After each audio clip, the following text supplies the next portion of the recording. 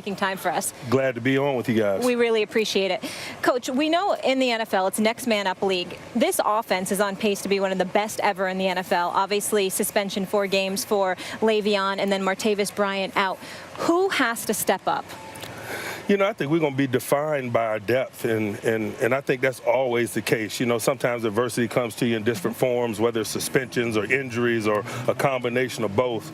The emergence of young guys, the development of young guys always excites me, and I'm seeing guys taking the necessary step to help us in those areas. Guys like Sammy Coates, who's, you know, his growth and development over the last 12 months has been highly documented.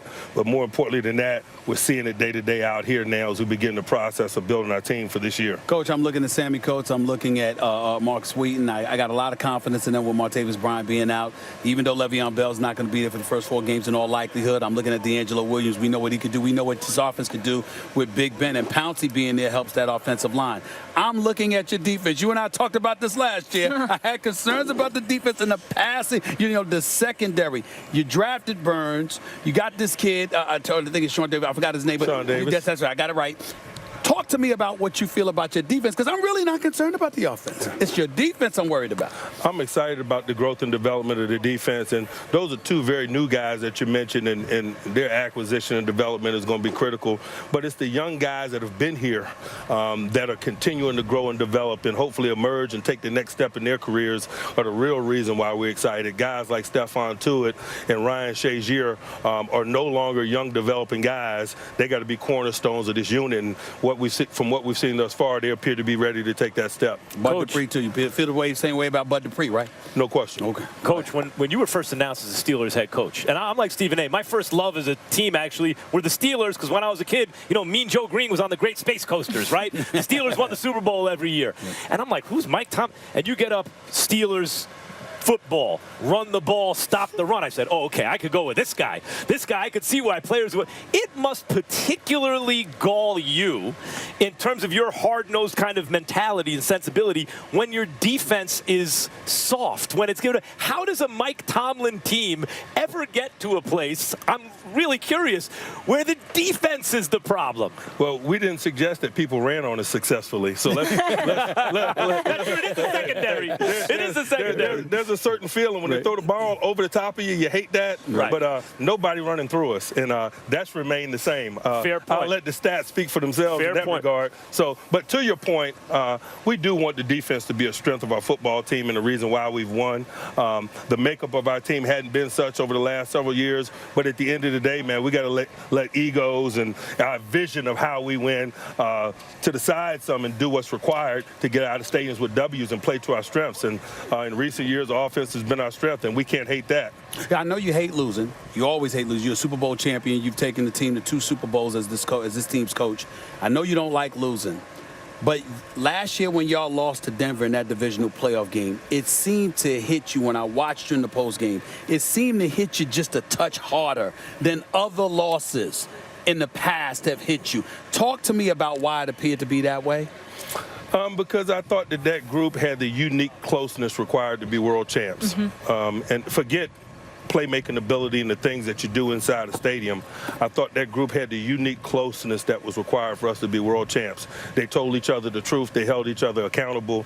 We weren't perfect. We made mistakes, but we quickly acknowledged them and we moved on from them. And those characteristics that really revealed themselves over the course of the journey is what created those feelings. Did you find yourself, and I know you're not one of those guys about ifs and could-haves and would-haves, but it had to sit up there and just pause you for a second. If Ben Roethlisberger was healthy, if he wasn't fighting through some stuff, if Antonio Brown, you know, hadn't gotten concussed by Vontaze Burfict, if he was available in that particular game, do those kind of thoughts enter your pragmatic mind, even in moments like that?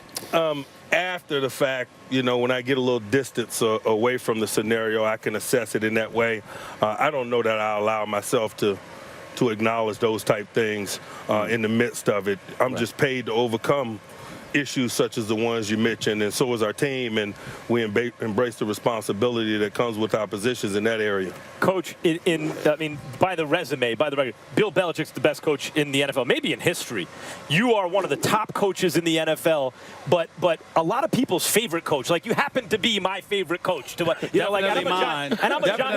Giants fan. And when you talk to players and personnel around the league, and you mention that, they all say the players love playing for Mike Tomlin. What does that mean for you, that players love to play for you? Man, we all know our responsibility and what we have in front of us in here on a day-to-day and week-to-week basis. That is what it is. It's okay. We might as well have fun while we do it. And along those same lines, I also believed in being upfront and telling them the truth. And I think those are two prongs, if you will, of my approach that I think players appreciate.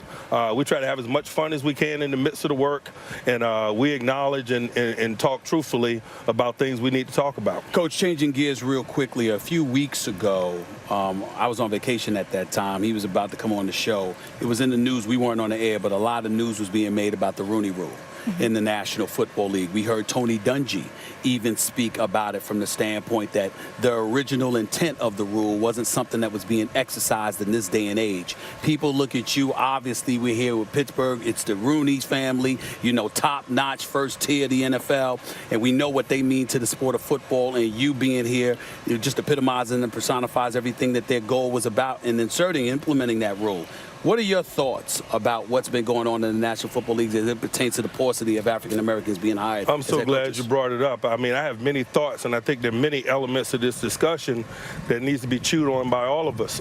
The original intent and the spirit of the rule being one thing, not to dictate the process, but to simply slow the process down, to encourage people that want to follow the spirit of the rule to take time to get to explore worthy candidates. But to me, there are other elements of the discussion that are developing quickly that aren't being discussed as much. The utilization of search firms in the hiring process eliminates some of the transparency that makes the upkeep of the spirit of the rule easier.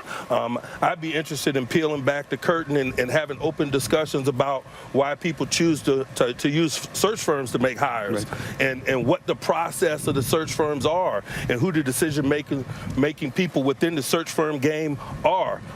There's so many elements of this discussion that needs to be had, and whenever the subject is brought up, I'm always willing to take part. I appreciate you allowing me to. Yes, we have to go to break. Coach, you got to come back on, and we'll discuss it more. You're a class act. Thank you for having us, and your team always must watch. So looking forward to that this season. Best of luck. First take done here in Latrobe. Tomorrow to Richmond for Redskins camp. Stay tuned. Everybody have a wonderful day. We'll see you tomorrow. Thank you, Coach.